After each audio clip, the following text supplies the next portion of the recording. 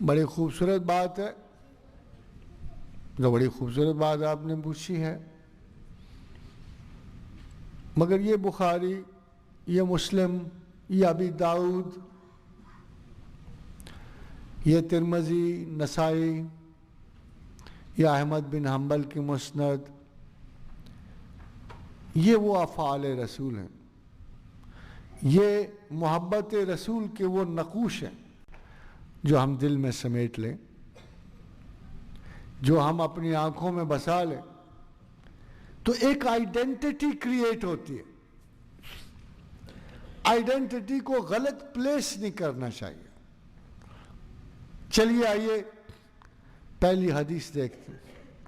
پہلی حدیث باب الایمان میں بخاری کہتا ہے کہ دیکھو آگے مت جانا، آگے مت جانا، پہلے اس بات کا فیصلہ کر لینا، انما الاعمال بالنیات، پہلے اس بات کا فیصلہ کرنا، پھر آگے جانا کہ حضور کا قول مبارک ہے کہ اعمال کے پیچھے تمہاری نیات کاؤنٹ ہوں گے، اعمال نہیں کاؤنٹ ہوں گے، نیات کاؤنٹ ہوں گے۔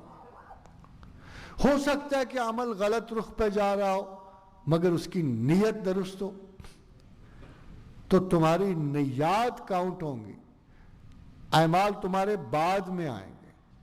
تو سب سے پہلی بات جو ہمیں دین میں اگر ہم آئیڈینٹیفائی کرنا چاہتے ہیں پروفٹ کے ساتھ، محمد رسول اللہ صلی اللہ علیہ وسلم کے ساتھ، تو ہمیں ان اعمال کی نیات دیکھنی پڑیں گی جو ہم بغیر سوچے سمجھے کرتے۔ جب حضور نصف شب کو اٹھتے تھے تو اندھیرا ہوتا تھا، وہ پھر ہاتھ سے ٹٹولتے تھے اور ایک چھوٹی سی مشک پانی کی ان کے پاس ہوتی تھی لٹکی، پھر ہاتھ اس مشک تک جاتا تھا، پھر اس میں سے تھوڑا سا پانی لے کے کلی کرتے تھے، جب بیدار ہو جاتے یا آنکھوں پہ ملتے تھے، آنکھوں پہ جب نیند کا غبار ٹوٹتا، یہی نیچرل ہے کہ اگر آپ آدھی رات کو اٹھیں گے اور نیند چڑھی ہوئی ہوگی تو سب سے پہلا کام تو آپ کو یہی کرنا ہے نا کہ پانی تھوڑا سا لگاؤ تاکہ یہ نیند کا غبار ہوتے، پھر دانت صاف کرتے تھے۔ خواتین و حضرات، مسواک کی بڑی اہمیت آئی۔ اب علماء اسلام اگر مسواک کی اہمیت زیادہ کریں گے اور دانتوں کی صفائی کی کم کریں گے تو کیا بات بنے گی؟ اگر نیات پہ جایا جائے تو پتہ یہ لگے گا کہ حضور گرامی مرتبت نے دانتوں کی صفائی اشد ضروری قرار دی، اور مگر اگر آپ مسواک کو فالو کریں گے تو فیصل آباد کے اگر آئیڈینٹیفائی کرنا چاہیں لوگ رسول اللہ صلی اللہ علیہ وسلم کے ساتھ، تو فیصل آباد کے لوگ صبح سویرے اگر مسواک ڈھونڈنے نکل پڑے تو تمام پودے، تمام درخت جو ہیں وہ میرے حال شام تک گنجے ہو جائیں۔ یعنی اگر آپ کو سمجھ ہے کہ رسول اللہ کی مراد یہ ہے کہ مسواک سے مراد دان صاف کرنا ہے تو آپ کو کوئی پرابلم نہیں آئے گا، اور اگر آپ کا مسئلہ خالی مسواک ہے تو پھر بیچارے درختوں کی شامت آئی جائے گی اور کوئی گراس تک باقی نہ بچے گی۔ اب اس قسم کے آئیڈینٹیفیکیشن کے لیے میں مثال کے طور پر ایک ڈیسنسی کا ایک اور واقعہ سنا۔ دیکھیں حج کا موقع، حضرت فضل بن عباس، یہ بخاری اور مسلم کی ایک بات میں پہلے سے آپ کو بتا دوں کہ صحیحین کے علاوہ میں حدیث کوٹ نہیں کرتا، اگر کوٹ کروں گا تو آپ کو بتا دوں گا کہ یہ ان میں سے نہیں ہے۔ تو یہ صحیحین کی حدیث ہے کہ حضرت فضل بن عباس رسول اللہ صلی اللہ علیہ وسلم کے پیچھے اونٹ پہ بیٹھے تھے، ایک خاتون بڑے اچھے چہرہ زیبا لے کے آئیں اور بیچاری لباس احرام میں تھی۔ فضل بن عباس ٹکٹکی باندھ کے دیکھنے شروع ہو، اب بڑی امبارسنگ سی سچویشن کریٹ ہو گئی۔ فضل بن عباس آپ کو پتہ ہے کون ہے؟ امزاد ہیں، حضرت عباس کے بیٹے ہیں۔ بہت دیکھا کہ یہ تو اس بدتمیزی سے باز ہی نہیں آ رہے.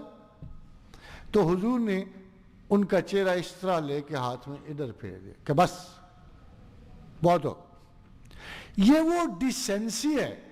اگر آپ کی سرکار ساتھ محاب کی آپ نیت دیکھیں تو ہی از ٹرائنگ ٹو ٹیل ہم ایک تو موقع دیکھو حج کا, اوپر تم میرے ساتھ بیٹھے ہوئے ہو خدا کے بندے, اوپر سے خاتون مذہبی مسئلہ پوچھنے آئی ہے اور آپ اس طرح ٹک ٹکی لگائے بیٹھے ہو کہ اللہ کے پناہ مجھے بھی شرمندہ کر رہے ہو.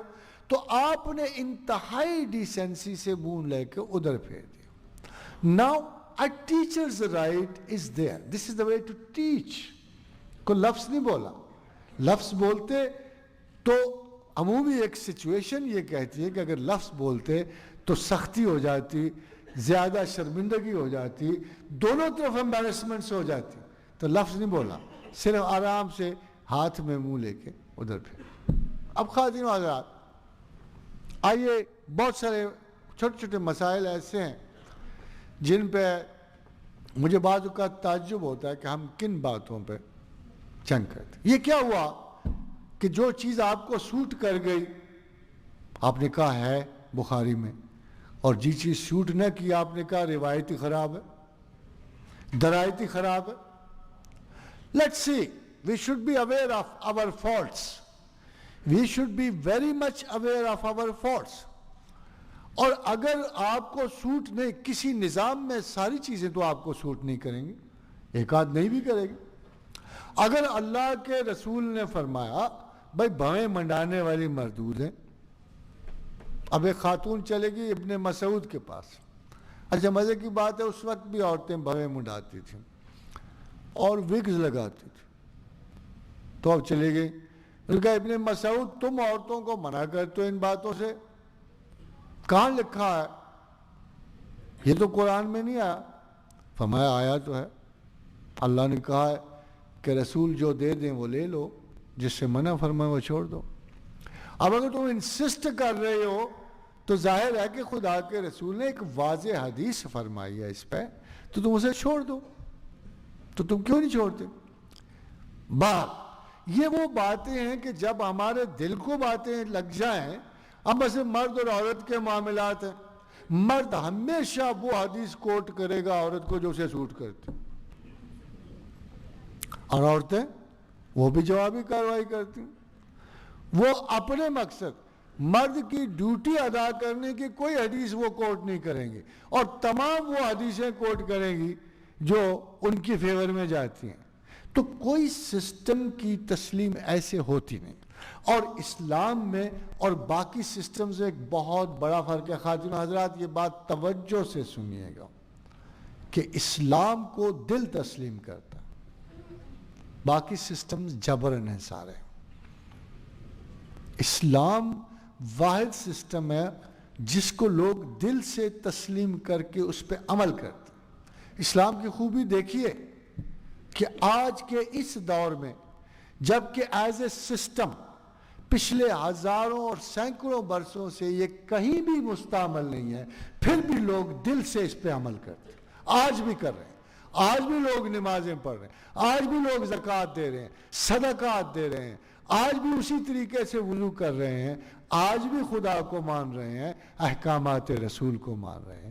یہ خوبی ہے اس سسٹم کی کہ لوگ پہلے اسے تسلیم کرتے ہیں پھر اس پہ عمل کرتے ہیں. لوگ پہلے اس پہ ایمان لاتے ہیں اور پھر اس کو فنکشنل کرتے ہیں. مگر ایمان تو ہم بڑی مدت سے لائے ہوئے ہیں, فنکشنل یہ آج تک نہیں ہوا, نہ ہونے کی کوشش کر رہے ہیں.